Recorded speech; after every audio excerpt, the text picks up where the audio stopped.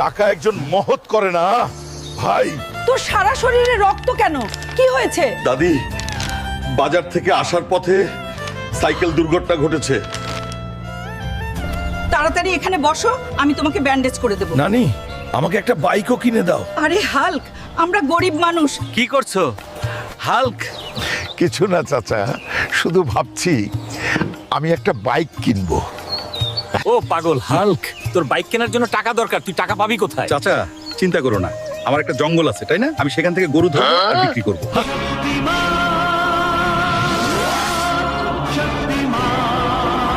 এই গরু, আমার সাথে আয়, তাহলে যুদ্ধ হোক।